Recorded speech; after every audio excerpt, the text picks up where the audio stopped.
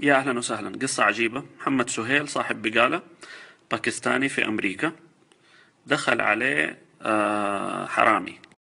دخل ومعاه مضرب بيسبول يبغى يسرق المحل، فمحمد طلع بندقية، فالحرامي خاف وجلس على الأرض وقاعد يتوسل لصاحب البقالة أنه يسامحه، وقاعد يقول له أنه آسف وأنه اضطر أنه يسرق لأنه ما عنده أكل وعنده أسرة لازم يصرف عليها وما عنده فلوس.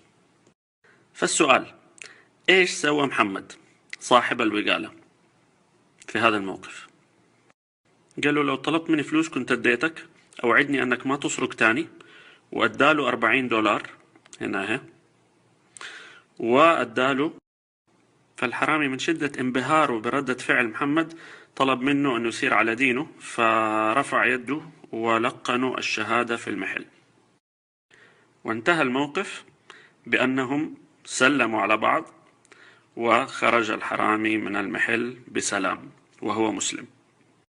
ما خلصت الحكاية. بعد كم شهر جاء لمحمد ظرف فيه $50 وخطاب من الحرامي. الخطاب بيشكر فيه محمد وأنه هذا الموقف غير حياته، وأنه الآن أصبح يعمل وأقلع تماما عن السرقة. ونهى الخطاب به: من أخوك المسلم. All the time I'm thinking my mom.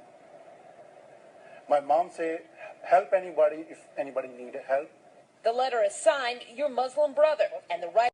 لو كانوا كل المسلمين بأخلاق محمد سهيل ما شاء الله، فهذه أحسن دعاية وأحسن ترويج للإسلام. هذا الموقف ب1,000,000 خطبة.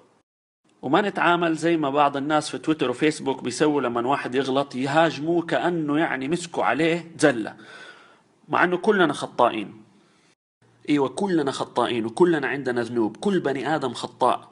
لذلك المجتمع المفروض يتعامل مع اللي يغلط بطريقة تخليه يرجع، مو تخليه يتمادى في ذنبه.